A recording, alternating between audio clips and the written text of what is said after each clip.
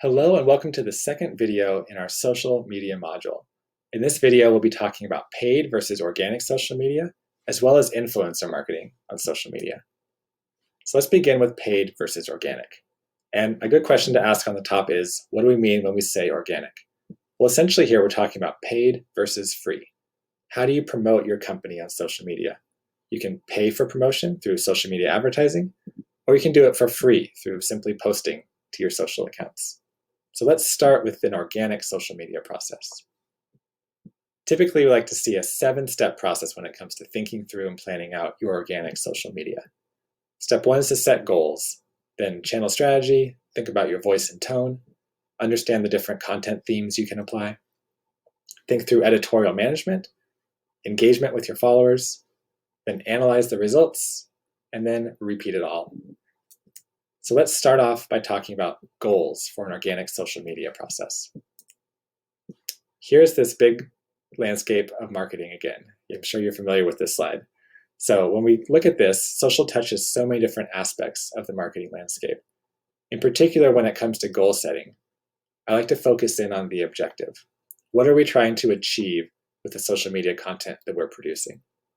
For the objective, it could be we're trying to drive awareness for the brand. Perhaps we're trying to drive engagement of our followers and user base. Maybe we're trying to drive conversion, get people to actually buy from us. Or maybe it's loyalty or advocacy. Oftentimes you'll find that the objective can drive the goals for your organic social media. Similarly, this is how businesses think about goals for social media. How they measure ROI or return on investment is typically around engagement. That tends to be the first and foremost thought in a business's mind. And what do we mean by engagement? Oftentimes we're talking about likes, shares, and comments. Sometimes it can be interactions with the brand, it can be sentiment, it can be conversation, but more often than not, you'll find it's likes, shares, and comments that most brands and businesses will care about when it comes to social media ROI. Okay, step 2 in this organic social media process is channel strategy. And probably the best advice I've ever received on channel strategy is you don't have to be on every social network. I think a great example of this is Apple.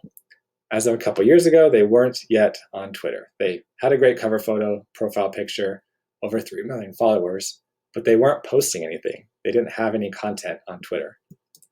Same thing was true of Instagram. When they finally joined Instagram, it was a big deal. There was press around it.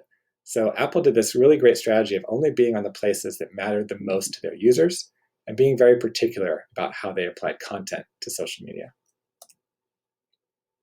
The third step in the organic social media process is voice and tone. If you remember back a couple videos ago to our very first module, when we're talking about voice and tone, we're talking about the personality of the brand, who you are as a company and a brand. What is your personality? Define your personality and then stick to that personality. A great example of this is with Wendy's. They have kind of a sassy, funny vibe on Twitter especially, and this is how they engage with other brands and with users. This screenshot here is from the Chicken Sandwich Wars from a couple years back. They also get into the engagement and replies with customers. So when Carter reached out asking how many retweets for a year of free chicken nuggets, they didn't just let the tweet pass by, they answered it, and they got some incredible results from this campaign. Carter ended up getting more than enough to get a free year of nuggets, and it became a really big sensation on Twitter. Step 4 in the organic social media process is content themes. And with this, you define your content themes, and then you look for creativity between the lines of those themes. So for instance, let's take the Modern Hotel and Bar in Boise. Their content themes might be around some of the key aspects of what is important to their business, perhaps events, perhaps the restaurant, food and drink, perhaps some lifestyle, and maybe even some booking, some conversion. So if you split up your content into these different themes, you can be particular about which content fits which theme, and then find some space for creativity in between. Here's a breakdown of how it might look on each of the different networks.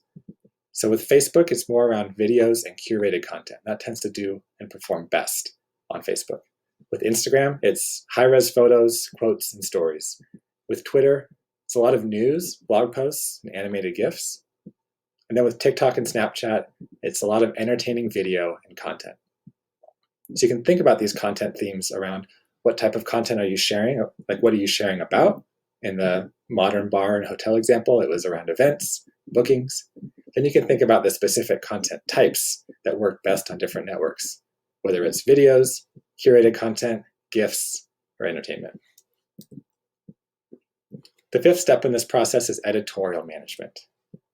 The key thing here is to build a cadence, plan it out, and then stick to that plan. There's some great tools that can help with this. You can create a social media calendar in a free tool like Airtable, or Buffer, where I have worked before. We have a great social media calendar as well, and it's all integrated in there so you can plan and schedule your content to stay on track. Step 6 in the process is engagement. And when we talk about engagement, there's several different types that you'll find on social media. There's responding to your fans. There's joining conversations in groups, forums, or hashtags, resharing content, tagging in posts, contests, ask me anything. Lots of different places to engage. And then when it comes to the ways to engage, you should be quick, honest, and human. Always be conversational when you're engaging on social media. Use good grammar, especially if you're representing a brand. And then be consistent in the way you engage. Make sure you capture all the different incoming engagement for you, and then have a consistent voice and tone as you're replying. And then finally, the 7th step is to analyze. And with this, you bring it back to your goals. So what objectives did you set out with for your social media content? Was it awareness? Was it engagement? Was it conversion, loyalty, or advocacy? And again, there's lots of different things you can measure when it comes to social media goals. So we talked about the bigger objectives, but there's specific numbers as well, whether it's impressions or reach or clicks or replies. Lots of different stats are available to you on social media. And lots of different tools are available to track those stats. So Buffer is one example of that. You can have all your social media stats in one clean dashboard. So then finally, rinse and repeat this cycle. So many things about growth hacking are a cycle of continuous improvement, and social media is no different. Let's jump into paid social next. So digital ad spending in the US exceeds traditional ad spending. And by 2023, digital is going to surpass 2/3 of total media spending. If you think through the history of advertising, that is quite a seismic shift from traditional ad spending, magazines and print, to now more of it is digital, and eventually 2/3 in just a couple of years. 2/3 will be digital. So with digital advertising, we're really talking about Google and Facebook. Amazon's on the rise, but Google and Facebook are the clear biggest players. So we're going to talk about Google in a later module of this course. So for this module, let's focus on Facebook and Instagram. Now, there's a really cool tool that Facebook provides. It's the Facebook ad library. You can go out there and look at any single ad that is on Facebook at the moment, Facebook and Instagram. So I'll show this tool to you really quick. Here's the ad library. You can search for any advertiser here to pull up their results. I pulled up a few to walk you through. So here's what Boise State is doing on Facebook and Instagram. Not a whole lot.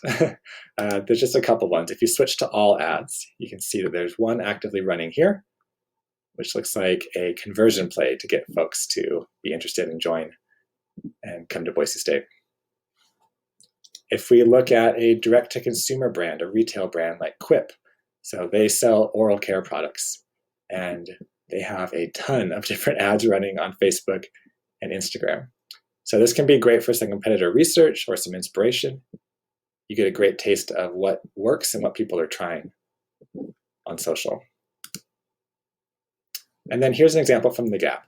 And I want to show you this one because one of the powerful things about the Facebook ad library is you can see how different advertisers are spending on issues, elections, or politics. So if we switch over to this here, we can see exactly what ads Gap has been running for issues, elections, and politics. So a lot of voting ads recently. And some of this you can even see the amount spent. So they spent 10 to 15,000 on this ad in particular, and how many people they reached. So you'll learn a lot more about ads in the project for this module.